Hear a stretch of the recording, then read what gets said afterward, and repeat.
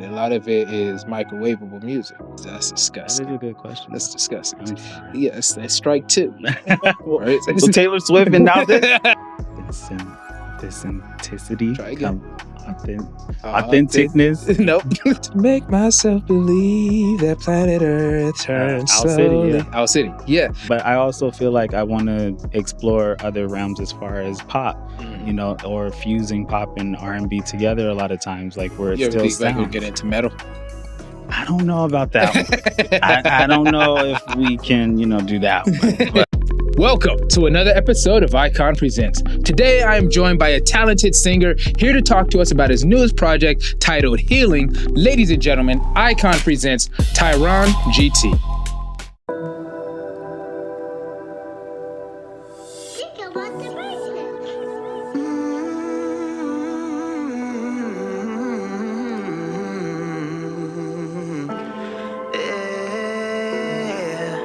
Where is that joy that I used to have?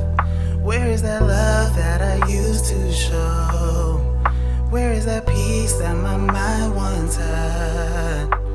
I'm out here searching. Rescue me. Bottle of feelings ain't good for head. Rescue me. Oh, I know I need some help. Rescue me. Can you save me from myself?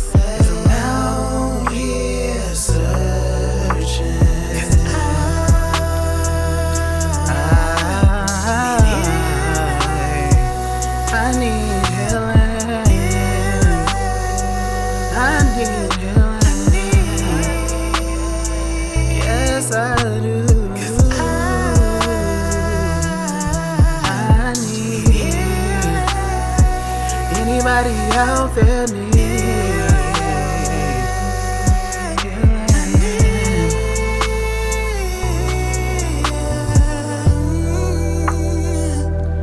Can you give me a hand to hold me up? Can you give me a talk, cause life is rough? Or do I keep searching? Rescue me. Bottled up feelings ain't good for head. Rescue me.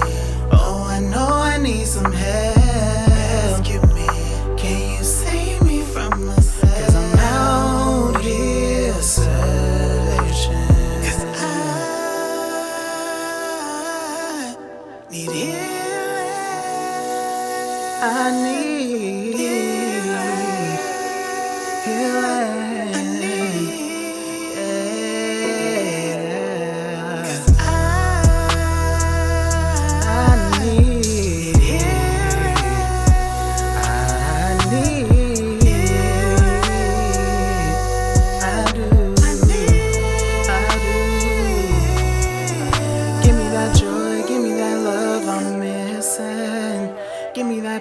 Fill my body with it. I need it. I want it. Give me that joy, give me that love I'm missing. Give me that peace, fill my body with it. I need it. I want it. Give me that joy, give me that love I'm missing. Give me my peace, fill my body with it. I need it. I need it. I want it.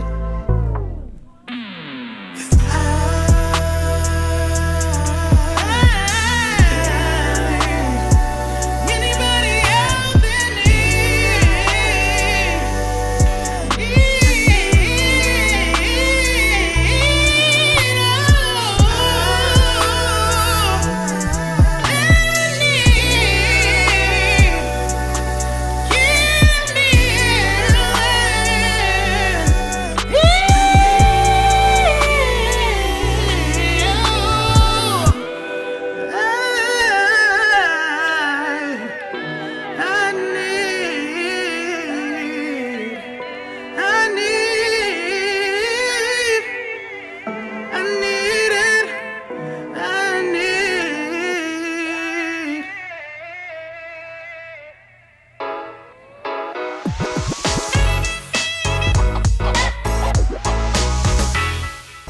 welcome, Tyron. How you doing?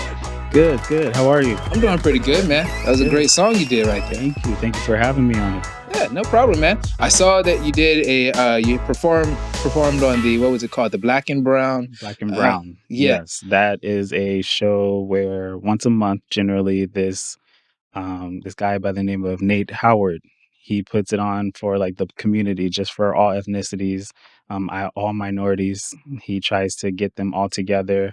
And, if you're a poet, if you're a singer, if you're a rapper, if you just want to talk about something, if you're a comedian, he gets them all together just to showcase their talent. It worked. So, Cause that's how I got a list of people I'm gonna have on the show from that. yeah. I was like, I saw that because I wasn't familiar with the event. Then Yeah. I saw you on there, and I was like, oh, dude got some talent. Let me invite you to the show. Thank you. So that's why I hit you up, man. And I'm glad that you had a project, because that's the thing that I always like to do. Yeah. It's like, hey, if you got some project you want to promote or you want to showcase or whatever, this is the perfect spot for it to happen.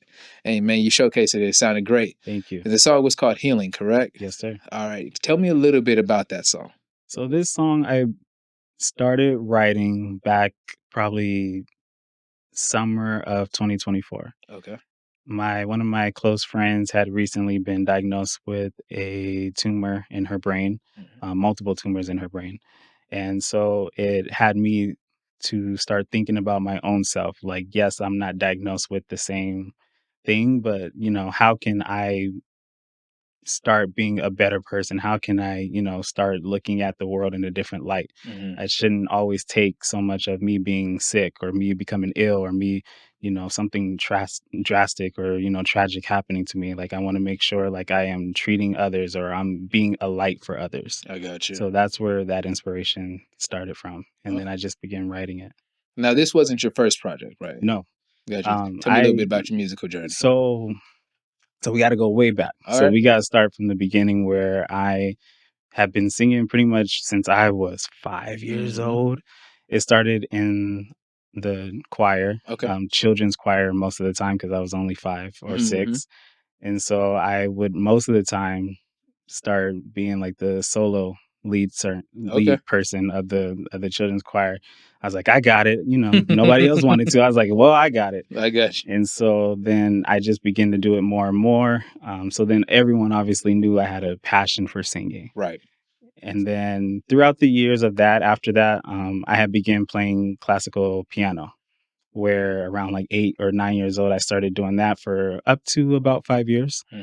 And that's where I really discovered, like, oh wow, like it's a gift. Yeah. It's like the gift of music, where I can hear the music, but I can also, see it, because I can read music as well. Okay. Awesome. So that was something that I didn't know until you start doing. And my mom, she was like, okay, you don't want to do sports, you don't want to do this. Like, what else do you want to do after? Like, she would try and put me in anything. And then when she discovered that piano was it kept, just getting there. And then it just helped me develop more and more of my talent with music. That's great, man. That's great. So you started off in the choir. Yes. And then you just kept going from there. The music was basically where your outlet for just all your creativity and all that. I get it, man. I grew up in church, and I sing actively in church still. And, the not as much as I used to. Now I'm basically the sound guy. And I can sing when I want to. They put a mic in my hand. It's like, all right, we're gonna do it. But they be like, nah, man, you in the sound booth. That's where you belong with that. But not like it's one of those things, being a pastor's kid and singing and having that opportunity, or sometimes the encouragement. Not all of it was always willing. When you're a kid, sometimes you're like, oh man, I don't want to. They're like, nope, you're going out there. If anybody gonna do it, it's the pastor's kids that's gonna do it. Anytime anything was necessary to get done. But that taught me a lot. Taught me a lot about coming out of myself and, not being withdrawn. Not being withdrawn and kind of, accepting that challenge. Right. I done played Jesus so many times, and but man, I used to, man, I'm stupid, man. I'm stupid. Back in the day, people would say, like, in church, somebody would say, "Thank you, Jesus," and I'd be like, "You're welcome." So dumb. It's so dumb. Thank God I'm still here. But but no, just the environment of church, or just different opportunities That's why I love school programs with music and everything, because it really encourages kids and people that, when you're trying to find something. Yeah. It's like not everybody's going to be into football, basketball, Right. baseball, and all that kind of stuff.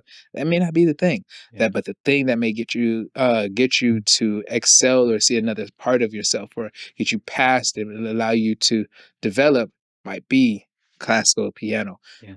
Was that the only instrument you ever played? Only instrument I've played. I've always wanted to learn how to play the guitar. It just Mm, never happened yet. I got you. It will. I It just would. don't know when. I But mean, I anytime. hear it in my head. I'm like, I can do this, Yeah, but it's not happening right now. that'll be cool. Yeah. I'm gonna tell you, so I played instruments all my life. Okay. So I tried to play guitar. That didn't work out for me. It was I didn't have the patience for it. Ah, It was like the attention to detail and all that kind of stuff and the time to learn things. It wasn't in there for me. Like I played trumpet when I was in school. I okay. played violin. Was on percussion a little bit with my brother because he did percussion and clarinet and all that kind of stuff. So when he would learn things, I would learn it, and we kind of swap back and forth. So he knew some trumpet, even though he didn't do it, and I knew some clarinet, just because of proximity. But I play bass now. Okay. Man, my dad's a bass player. He's an amazing bass player. Nice. And but no, just that. And I'm trying to teach my daughter how to play piano. Yeah, I got a 5-year-old daughter, and I got her a little piano for her birthday. Just the basics, just starting Yeah. off with stuff. Oh, It's cool. see, that's where you start. Like I had a keyboard, and Mhm, then my mom, the older I got, my mom then bought me like a Yamaha mhm, piano. And at first, I think I didn't appreciate just, sitting down practicing. And I yeah, was like, why do I have to practice? Like, it's just like, let's just do this already. But like, the more and more I started doing it, it was just like, "Oh, okay, like I'm noticing differences in how like they say like piano, when you play the piano, you develop like your senses as far yeah, as like I think like being like reading and like just the knowledge and everything else that comes with it. And I mhm. was just like, okay, like Imma tell you, cause I learned how to play. I remember my older brother used to play piano, and mm, then when he wasn't at the house, he had left one of his old pianos, and my mom was like, "Why don't you try picking that one up?" And I was like, "Alright, cool." So I would sit there and play some things or whatever like that, and I was like, "Okay, cool," and then when I went to college and I studied audio production and all that, they mhm, wanted us to learn. I had to take a piano course. nice. So I was like, okay, cool. So I was sitting there learning piano and I was enjoying that. And that crossed over to my digital audio production and all that Hmm. kind of stuff. Learning because you'd have to produce songs and all that as part Yeah. of assignments on that on a piano and using that as a MIDI controller. So you learning how to read music and doing all that kind of stuff all at the same time.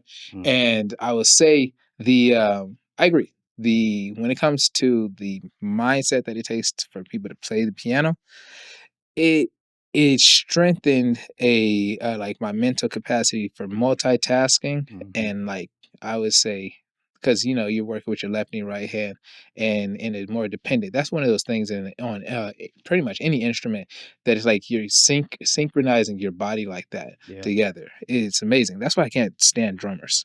I can't stand. It's like and I say that loosely. I'm just playing with that because it's like that's a full body type of thing. Yeah. And it's like your entire body's coordinated and kind of doing this whole thing and all that. Yeah. I mess with my cousin who's a drummer sometime, and I'm like, man, you got the easiest instrument to play. You don't have to worry about the note or chord changes or whatever like that. Right. And he's like, why don't you come over here and join me? Then I'm like, nah, man, I'm gonna let you do that. So you've been singing for a while. And you got your newest project out called Healing. Yes. Your other projects that you've done, were they in the a similar vein, or you more like when I was checking out your previous music, I see that you kind of lean into the R&B side of thing Mm. as well. Tell me a little bit about your inspirations when it comes to your music and kind of how you figure out what genre or what field you're going to put yourself in. So it depends on the music. Sometimes if I just hear something in my head, I want to start playing it and Mm, then let's create it from there and make a beat and then start writing to it. And then other times if a producer already has something done, I listen to the beats that they've made and then I'm like, okay, I think this one sounds like it's me. yeah. And I think it's like I tend to go with more R&B. Okay. I think it's more of like the neo soul R&B lane that I Mm, have that my voice tends to sound like. Mm-hmm. So healing is definitely different, I would say, from the previous projects. Yeah. But I also feel like I want to explore other realms as far as pop, Mm-hmm. or fusing pop and R&B together a lot of times, like where it You ever still think like we get sounds. into metal? I don't know about that one. I don't know if we can, do that one, but You never know. I, You never know. You maybe just said something. I heard a song the other day called "Lion of Judah," and I'm gonna tell you, man, that song. Matter of fact, I'm gonna play it for you, man. okay. That song slaps. My guys, he released a song, and it's actually #1 on Amazon's music charts right now. Nice. And it was like, yo, that's a beast right there, right? It's called "Glorious Death," and it's a song based off of a comic book. But so then like they were promoting the comic book and everything, and they wrote the songs as characters in this book, Mm, and it's topping the charts right now in a week. man. And but then I was like the next song that came after that, YouTube decided to feed, go for the playlist, and it was something called "Lion of Judah," and I was like, yo, this dude. He did something different with this song because I've heard that song. But he did a different version of it. I was like, man. So you never know. You never know what you get into because that You was never know. Yeah. I mean, never say never, but When you're dealing with your R&B, your neo soul type of music, who are your inspirations for that type?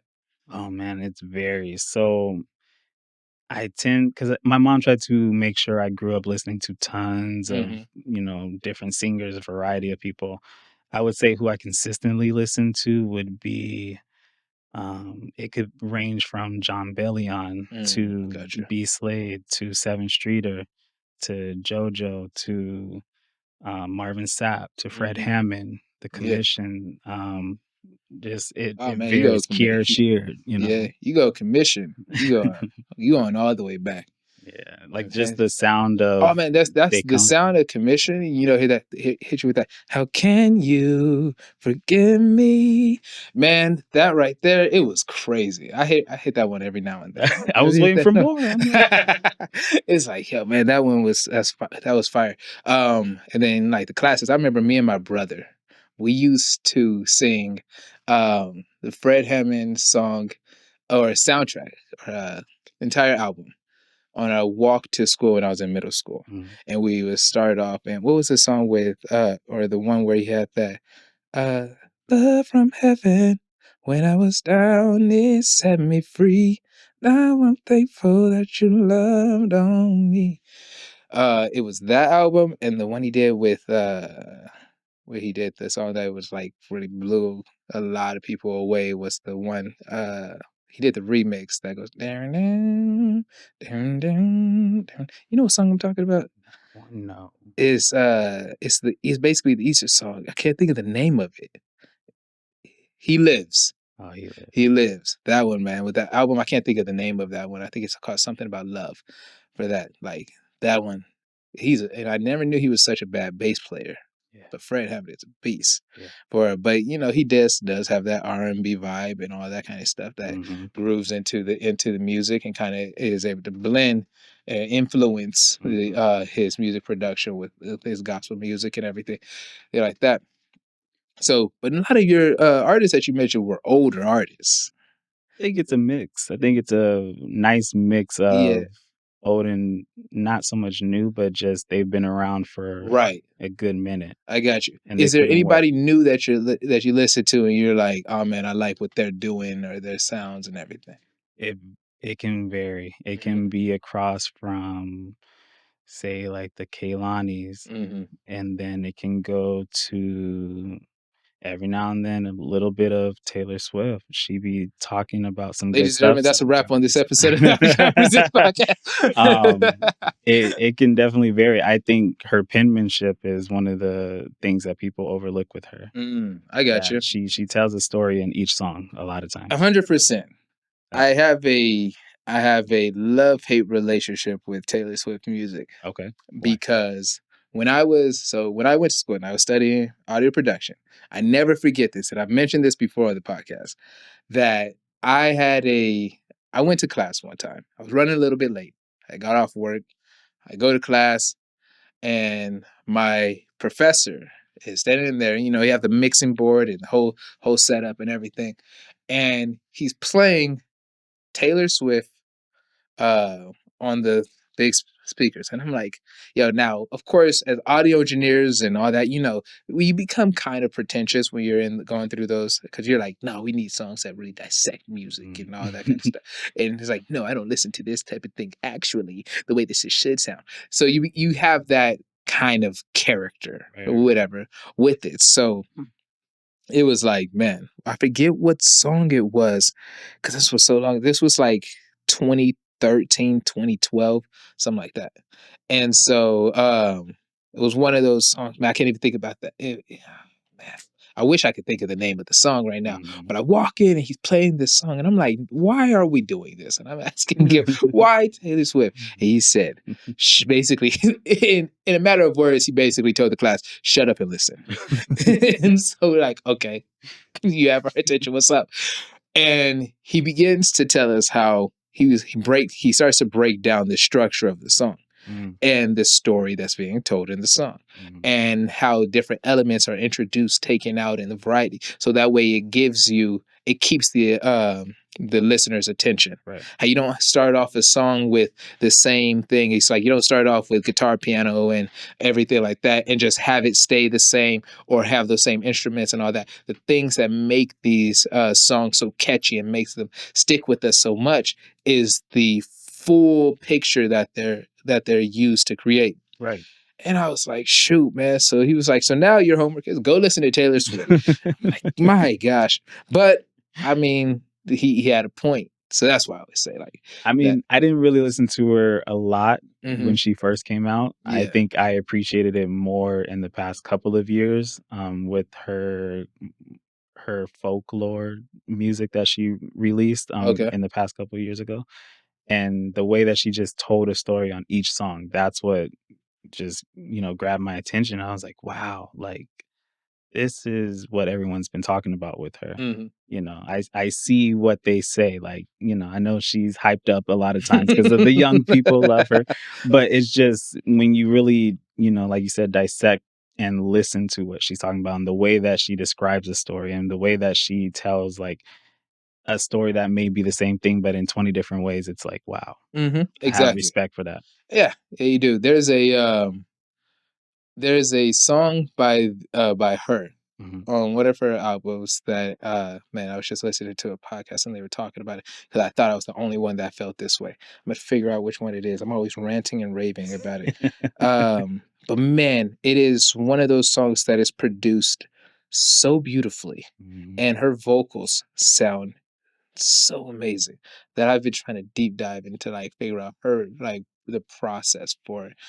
And it's like there's artists, that's what I love about music is being able to take inspiration and listen and talk and dissect these things and get like and now I can take the tools that were used in this project or Mhm. whatever and it inspires me on the creation. And Yeah. it's like it's funny because people don't know it, but the whole world's basically collaborating on a on a journey of music. Right. Everybody's like you're inspiring other artists with your music and the way that you approach things, the way that you tell stories, the way that you write will inspire somebody else that listens to it. Mhm. Whether it be on a serious level where it's like yeah, write a song called Healing where it's like well, you don't never know what somebody's dealing with at that time. Right. And sometimes you have that song that just hits. Yeah. And you're like, oh man, you know what? This is that resonates with me. Mhm. And then sometimes you have that feel good music where it's just like, you know what? This is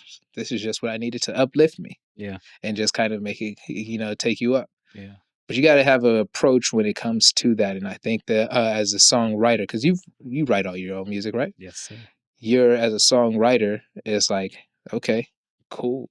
Like there's a moment where you have to sit down and take out the pen and put in the Yes. work. Yes. And you're like, man, And and even when hopefully you can tell that story. you think the song is done, when you feel like you've written everything, and then just going back and taking the time to re-listen to it, and not just because you want to put it out because you think it's hot. Like, Yeah. take the time to really just sit on it for a couple weeks. It's not going anywhere. Yeah. So I try to make sure like I'm not over analyzing, but yet I'm still like, let's tell a story, but let's make it playful. Let's make it serious. Let's make it this and that. So I like to take my time, and sometimes I tend to take longer just because it's like I don't feel like if I feel like it's not done, then I'm like, no, let me, toss it away for a minute and then come back to it I got you. till I can then write what it's supposed to say. Yeah. Do you have any pieces that you like that maybe you're holding on to that you're like, man, at some point I'm gonna finish this, I'm gonna have the inspiration or whatever like that is gonna take me to get to that point. But now I gotta sit this down and work onto this next piece. All But the you don't want time. to abandon the child because you're like, what it is right now, I love it, Yeah. but it's just not complete. Yeah. And you get that. Do you ever do any collaboration with anybody? Maybe have somebody come in, phone a friend, and be like, "Hey, come in. I need All the help with that." time. So sometimes when I'm overthinking, I tend to send it out to people. Mm, As far as like my cousins, as far as like super close friends of mine, like, and I'll sit there and be like, okay, let me know what you think, hmm because I'm like, I'm not one of those people like, you tell me and then I'm offended. But Yeah. like, I really want to know. So that way it's like, how can I be better? How can I do something better? How can I sound better in this part, or this part isn't making sense, or this isn't adding up? So there are a bunch of songs that I've written and that I've started. And then I'm like, no, this isn't the vibe right now. Yeah. And then I'm like, okay, we'll come back to it. And it's like, okay, I know it sounds good. It has a great tune to it. It's hmm catchy, but it isn't finished. I got So you. then I'm like, okay, move on to the next, and then something else is easier to write. hmm And I'm like, okay, Yeah. let's just, this was easy. What do you think makes one song easier to write than the other? For me, I would say more so the story. Okay. When it comes to how you would like to talk about something, a topic that you're trying to make sure goes over to the audience, hmm I want to make sure that it isn't too complicated to where you're just like, okay, like you could have just told this a lot, Yeah. easier. But then I want to tell you like the process of it. I want you to see the process of like where I'm going with this. hmm And, like I want to make sure that it makes sense to not just me, but everybody who listens. Okay.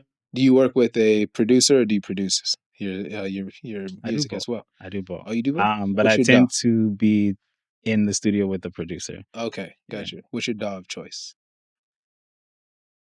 Dog choice. What's your what audio software you Oh.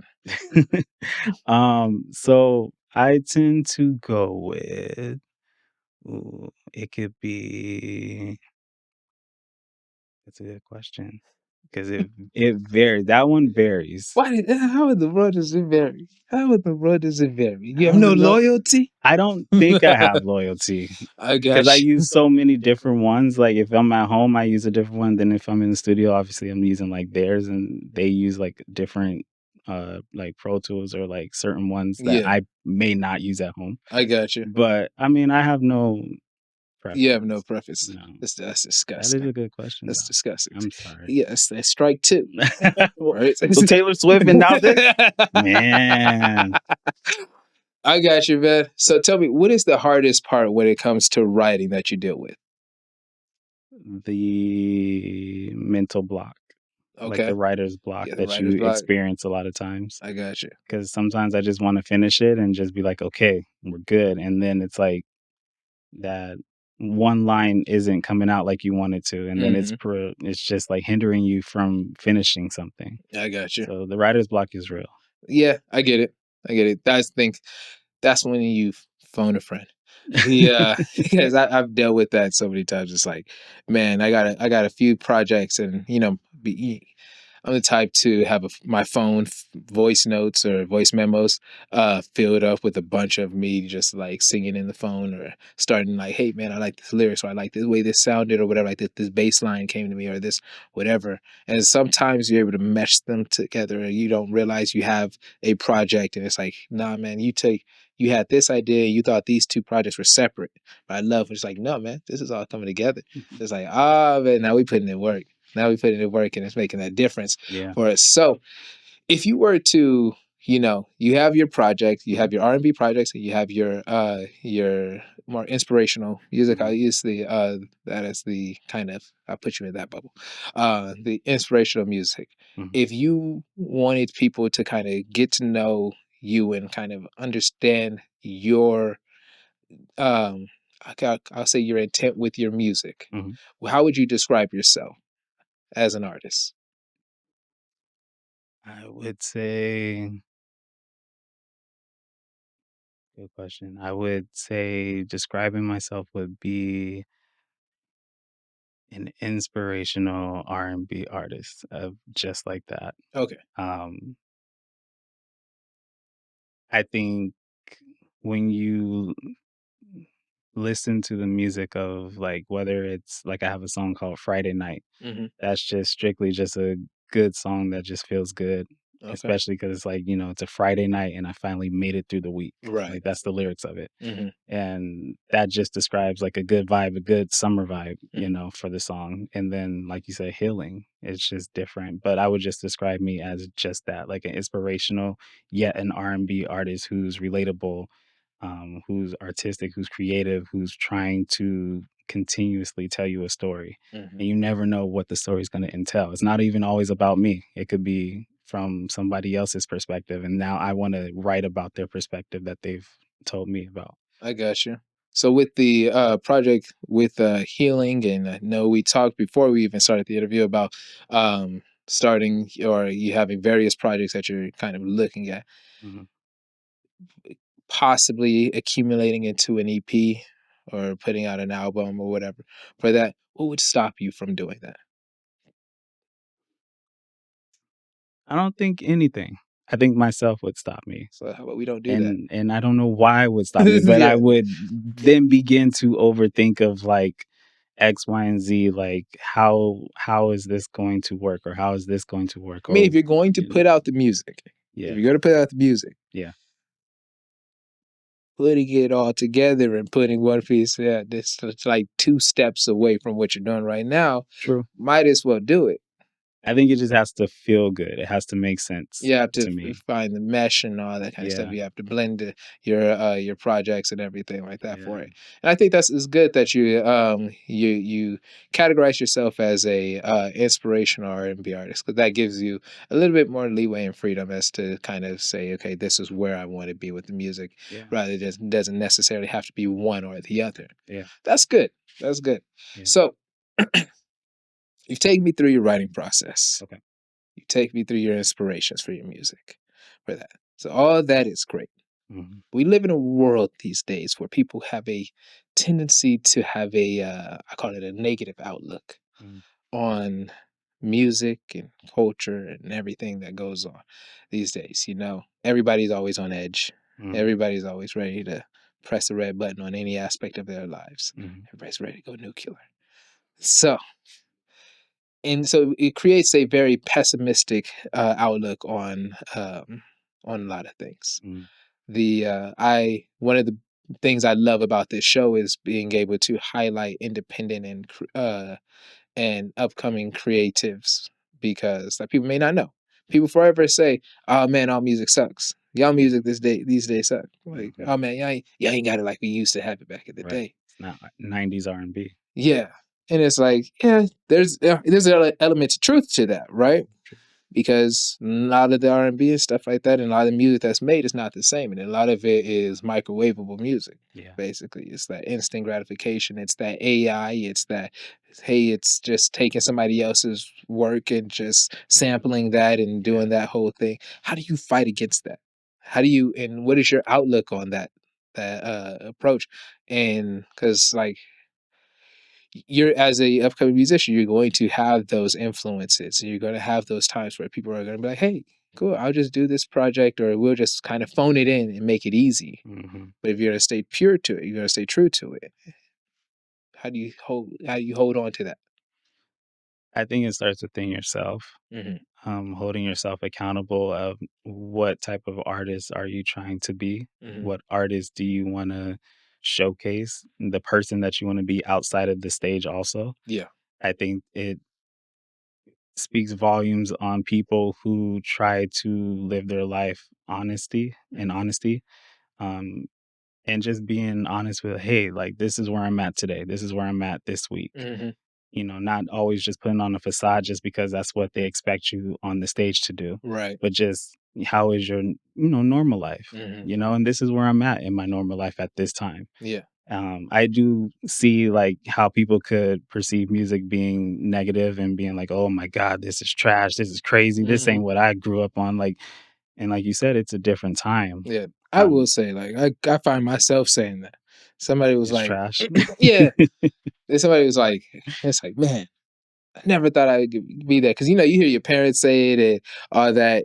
And it's like, nah, man, yeah, y'all just don't know. Y'all just Yeah. don't know. You don't know nothing about this artist and this artist. It was really good. I'd never forget, man. It's one of the most embarrassing things. When I was younger, my parents, you know how they, you remember Music Choice? Hmm. So I remember when I was younger being in the living room with my mom and dad, and they were playing some different music or whatever like that. They're playing some of their Hmm. music that came from around their time, and they were like, "What do y'all listen to, or what is the music that you listen to now?" And this was probably like middle school time. And I think one of my siblings put on "Buy You a Drink" by T-Pain. He never drank anything, and it was like, what in the world is this? And then I think that was one of my older siblings, and then I forget, it was either my younger brother put on what is that? I think the artist name was like Owl City, and it was like oh man, it was a song that's like, I like to make myself believe that planet Earth turns Owl City, yeah. slowly. Owl City, yeah. Mhm. So that song, so they put that song on. Now, compared to what my parents were putting on and their music and what they were showcasing, Owl City ain't touching it. Right. Like, it's Right. like, what is this? Right. And obviously the guy gets praised because it sounds like a full band, but it's just one guy Hmm. doing it. Hmm. And at that time it was impressive. Now it's like, man, that's light work. Everybody do that. Right. But at that time it was impressive. But I never forget the impression. It was like, yo, what is this? And that quality drop that it felt like. Hmm. Is there a way that you think that you can blend and kind of create new music and new fresh feeling music without losing that quality on there? Absolutely. How do you do that? Because if your inspirations are the Fred Hammonds, you use I'm gonna use a dead name, Tone, and all the artists that came in, that there is, especially those people that came in, and that was an era of gospel music that was completely different. Right. Like that was one I would say, like, yeah, like Kurt Franklin fell off the deep end. Like, I don't know, he don't represent what gospel music really should be, and people really should stop looking at him and being like, oh yeah, Kurt Franklin. Like the fact that he was at the BET Awards and they look at him like, oh yeah, that's the guy. No, he's not that guy. Hmm. Like, stop with that. But it's insane. But to the point where Diedrich had it, like they gave the award to Glorilla. Right. No. Although other gospel artists were featured on there, like Yes. such as the Kirk Franklin, but Kiera Correct. Shear, Maverick City. 100%. Which I would have been fine if they would have won it, or but giving it to Glorilla's not a gospel artist, Right. Right. and it's like, yo, really? Hmm. Like Kurt Franklin is like he gets his inspiration from, he watches Magic Mike and then goes up on the stage and tries to live his Magic Mike fantasy in gospel, and it's not okay. We need to stop this. But you take what they were before. Yeah. You take Mary, Fred Hammond, J Moss, Yeah. all these people, like from era, because me and you were around the same age. Hmm. How old are you? 32. Okay, yeah, me and you were around the same age. So we grew up in around, or it had like this music that was exposed to, where it wasn't old school gospel music. Yeah. It had a fresh new feeling, but it still had a sense of what it was. Yeah. Yeah. And I feel like so much of that is lost. Where it's like, man, these days it's like it doesn't have that same connection. Hmm. Is because people find themselves trying to figure out, they don't know where they are. Hmm. and there's a level of inauthenticity that exists within that line of music, and it's not just in gospel, Right. but it's in various styles of music. What do we do? And I think, and I could agree with that and what you just said. I think when it comes to you making sure that you say who you are and Mhm. you live by who you say that you're, what you do and what you stand on, I Mhm. think that's where the authenticity Try again. come authentic Authentic. authenticness Nope. authentic authentic Close. authentic Authenticity. authenticity. There you go. That's where it will come from. Mhm. Just because it's like you're really showing the world, the light that you are, Mhm. even off the stage, like I said. Yeah. And I think that's where it's like when you stay true to who you are, Mhm. you don't lose that, Yeah. and then that becomes who you are on the stage. Yeah. Like, yes, I may sing R&B, but at any given time, if you call me up to the pulpit, it's going to be, a thank you, Jesus, or a, Lord, I'm available to you, Mhm. or, anything like that. Yeah.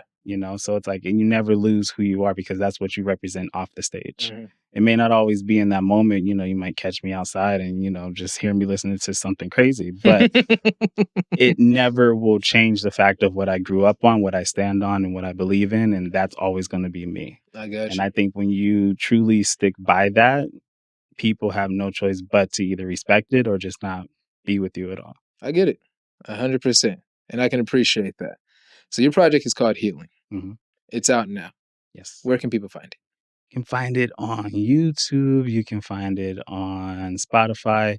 You can find it on Apple Music and So all the major all the platforms. major It's all platforms. streaming. Oh, yeah. It's out there for you. Everywhere. All right, man. Any words of advice or inspiration you want to leave with people as we wrap up? Yeah, I would say make sure you stay true to who you are. Make sure the music sounds right with you, and don't just put something out just because you think it's the hottest thing for this moment or that you think you just want to go viral or you just want to go trend. Stay true to who you are. Put out the music that you would listen to 10 years from now, Mm-hmm. that it's going to affect people's lives and that it's going to make a difference and you want to make a difference. I gotta add something to that, man, because that just made me think of something. Okay. When it comes to making art that is timeless, it's been a constant theme that I've had conversations with our creatives on the show, because people get so wrapped up in trying to go viral or trying to be on the now and all that. It puts a basically like a clock or a timestamp as to the art. Mhm. There's a reason why Michael Jackson's Beat It is still a banger to this day, because it was created with authenticity, with talent, and a genuine love for the music. I agree when you talk about creating something that is authentic and timeless, Mhm. something that really resonates with you. Don't get wrapped up in the I need it to sound like what everybody else is doing, Yeah. because everybody's looking to to do that same thing. Right. But there's so many people that are looking to hold on to what was done, that inspiration that was done. If you do R&B, that 90s and 80s style R&B music, and you're like, there's a whole tier, and obviously you've seen it, of people that is like, nah, that's what I love. Hmm. That's because that's what was real. Yeah. That's what resonated with them. And that's what connected with people. And that's what the art is supposed to do. It's supposed to connect with people. I agree. I agree. 100. And that's what I want to stick to. Mhm. And I think also because my dad and he's been in the industry, so it's like Mhm. I know he's big on making sure it has a certain sound and it sticks to that. I got you. So I try my best Mhm. to make sure I stick to, making it feel like, oh my God, like I like this song, or, it's 3 years old, but it still feels like it just came out now, or, it's 10 years old and it still feels like that, Mhm. that first time that you listen to it. Yeah. Like that's what I want it to be like. 100%. Tell the people where they can find you. You can find me on Instagram at TYRONGT. And you can look me up on YouTube. I'm trying to be more social on all platforms. Good so move. good. Good move. Every artist, every singer, every musician needs to have a YouTube channel. That's one of the best ways to connect with audiences. Yeah. Yeah. And get your word, and people love the process. Because Absolutely. I had an artist, he said, learn to love the minutia, the things that you don't think you really need to do or don't really want to do, and all that kind of stuff to put yourself out there. If you really want to connect, it's going to take that time and effort to really do that. Yeah. Oh yeah. Well, man, it's been a pleasure talking with you. Thank you. Thank you for having me. Not a problem at all. So, ladies and gentlemen, thank you guys for thank you for checking out another episode of the Icon Presents podcast. Be sure to check out Healing by Tyron GT. Man, thank you. That was a great performance and everything. Thank you. It's been so much fun. So with that being said, check out the iconpresentspodcast.com for special events, special announcements, events, behind the scenes look, interviews, blog posts, all of that. Check out Healing. And it's just been such a great time connecting with creatives from so many different fields, from art, music, film, just anything. And if you're an artist or a creator that wants to join me on this show, be sure to go to the website, hit the message or get connected button, send me an email. I'd love to talk with you. Y'all take care.